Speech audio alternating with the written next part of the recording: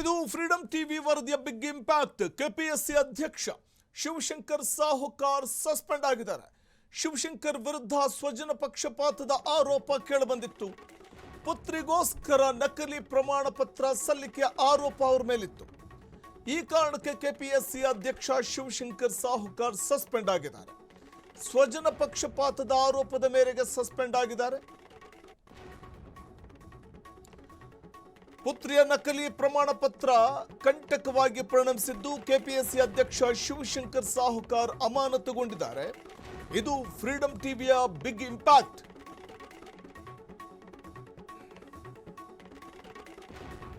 KPSC ಅಧ್ಯಕ್ಷರನ್ನ ಅಮಾನತುಗೊಳಿಸಿರುವಂತದ್ದು governor.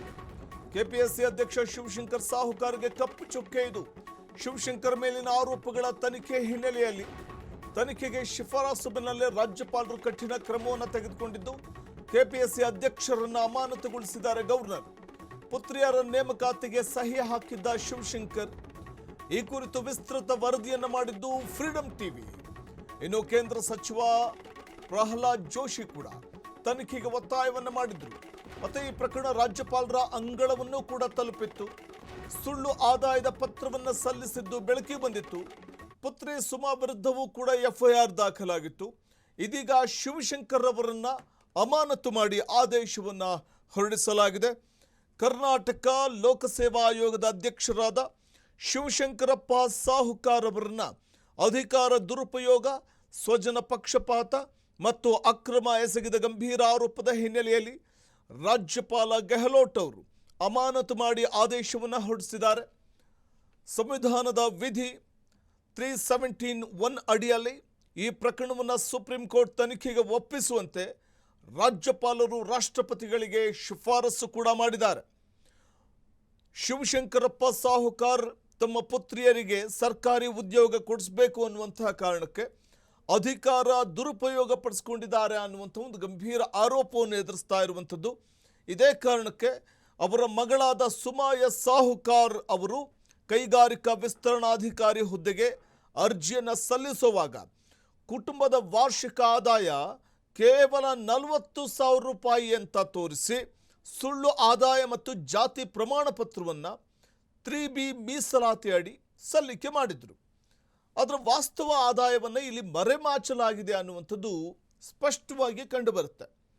Shivashankarappa ಅವರು ಕೆಪಿಎಸ್ಸಿ ಸದಸ್ಯ ಹಾಗೂ ಅಧ್ಯಕ್ಷರಾಗಿ ತಿಂಗಳಿಗೆ 2 ಲಕ್ಷಕ್ಕೂ ಅಧಿಕ ಸಂಬಳ ಪಡಿತಾರೆ, ವೇತನ ಪಡಿತಾ ಇದ್ದಾರೆ. ಇಷ್ಟಿದ್ರೂ ಕೂಡ ಬಡತನ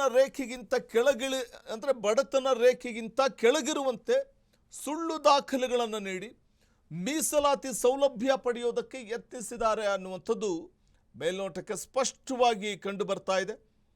ಇದಕ್ಕೂ ಮುನ್ನ ಕೆಪಿಎಸ್ಸಿ ಸದಸ್ಯರು ಸಭೆ ನಡೆಸಿ ಅಧ್ಯಕ್ಷರ ರಾಜೀನಾಮೆಗೆ ಆಗ್ರಹಿಸಿ ನಿರ್ಣಯ ಕೈಗೊಂಡಿದ್ರು. ಅದರ ಆಡಳಿತಾತ್ಮಕ ನಿಯಮಗಳ ಪ್ರಕಾರ ಸದಸ್ಯರಿಗೆ ಅಧ್ಯಕ್ಷರ ರಾಜೀನಾಮೆ ಕೇಳುವ ಅಧಿಕಾರ ಇಲ್ಲ ಅಂತ ಕರ್ನಾಟಕ ಹೈಕೋರ್ಟ್ ಆ ನಿರ್ಣಯಕ್ಕೆ ಮಧ್ಯಂತರ ತಡೆ ನೀಡಿತ್ತು. ಆದಾಗ್ಯೂ ಈಗ ರಾಜ್ಯಪಾಲರು ತಮ್ಮ ಸಾಂವಿಧಾನಿಕ ಅಧಿಕಾರವನ್ನು ಬಳಸಿ ನೇರವಾಗಿ ಅಧ್ಯಕ್ಷರನ್ನು ಅಮಾನತುಗೊಳಿಸಿದ್ದಾರೆ. ಮತ್ತಷ್ಟು ಮಾಹಿತಿಯನ್ನು ಪಡೆಯೋಣ. ನ್ಯೂಸ್ ಡೆಸ್ಕ್ನಿಂದ ನೇರ ಸಂಪರ್ಕದಲ್ಲಿದ್ದಾರೆ ನಮ್ಮ ಪ್ರತಿನಿಧಿ ಮಾರುತಿ. ತಮ್ಮ ಮಗಳಿಗೆ ಸರ್ಕಾರಿ ಕೆಲಸವನ್ನು ಕೊಡಿಸಬೇಕು ಅನ್ನುವಂಥ ಕಾರಣಕ್ಕೆ ಆದಾಯ ಪತ್ರದಲ್ಲಿ ಸುಳ್ಳು ದಾಖಲೆಗಳನ್ನು ಲಗತ್ತಿಸಿದ ಪರಿಣಾಮ ಈಗ ರಾಜ್ಯಪಾಲರು ಯಾವ ರೀತಿಯ ಶಿಸ್ತು ಕ್ರಮವನ್ನು ತೆಗೆದುಕೊಂಡಿದ್ದಾರೆ ತಮ್ಮ ಅಧಿಕಾರವನ್ನು ಬಳಸುವ ಮೂಲಕ ಅಂತ?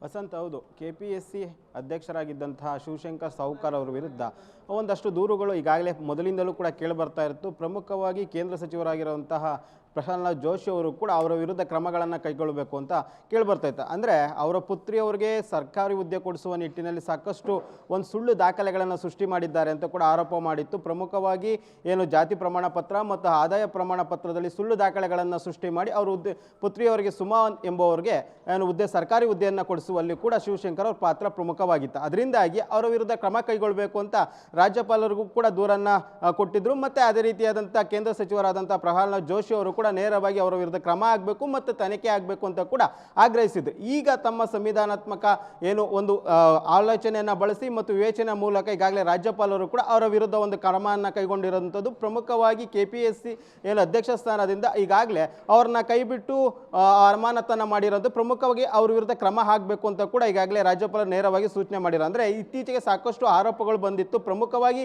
ಪುತ್ರಿಗೆ ಅಲ್ಲದೆ ತಮ್ಮ ಹುದ್ದೆಗಳ ನೇಮಕಾತಿಯಲ್ಲೂ ಕೂಡ, ಅಂದರೆ KPSCಯಲ್ಲಿ ಬರುವಂತಹ ಹುದ್ದೆಗಳ ನೇಮಕಾತಿಯಲ್ಲೂ ಕೂಡ ಸಾಕಷ್ಟು ಆರೋಪಗಳು ಕೇಳಿಬಂದಿದ್ದು, ಅಕ್ರಮವೂ ಕೂಡ ಕೇಳಿಬಂದಿತ್ತು. ಹೀಗಾಗಿ ಅವರ ವಿರುದ್ಧ ಸಾಕಷ್ಟು ಕಠಿಣ ಕ್ರಮ ಆಗಬೇಕು ಅಂತ ಸಾಕಷ್ಟು ಒತ್ತಾಯಗಳು ಕೂಡ ಕೇಳಿಬರ್ತಿತ್ತು. ಇದರಿಂದಾಗಿ ಇವತ್ತೇನು ರಾಜ್ಯಪಾಲರಿಗೆ ದೂರು ಅನ್ನೋ ಹೋಗಿತ್ತು. ರಾಜ್ಯಪಾಲರು ಇಂದು ಅವ್ರನ್ನ ಅಮಾನತು ಮಾಡಿ ಆದೇಶವನ್ನು ಮಾಡಿರುವಂಥದ್ದು. ಆ ನಂತರ ಅವ್ರನ್ನ ವಿರುದ್ಧ ತನಿಖೆ ಆಗ್ರಹಿಸಿರುವಂಥದ್ದು. ಪ್ರಮುಖವಾಗಿ ತನಿಖೆ ಮಾಡಿ ಆ ಕ್ರಮಗಳನ್ನು ಕೈಗೊಳ್ಳಬೇಕು ಅಂತ ಕೂಡ ಈಗಾಗಲೇ ರಾಜ್ಯಪಾಲರು ಕೂಡ ಸೂಚನೆ ಕೊಟ್ಟಿರೋದ್ರಿಂದ ಇದು ಸಾಕಷ್ಟು ಮಹತ್ವವನ್ನು ಪಡ್ಕೊಂಡಿದೆ. ಇದ್ರ ಬಗ್ಗೆ ವಿಸ್ತೃತವಾಗಿ ಫ್ರೀಡಮ್ ಟಿವಿ ಕೂಡ ಸಾಕಷ್ಟು ದಿನಗಳಿಂದ ಸುದ್ದಿ ಪ್ರಸಾರ ಮಾಡ್ತಾ ಇತ್ತು.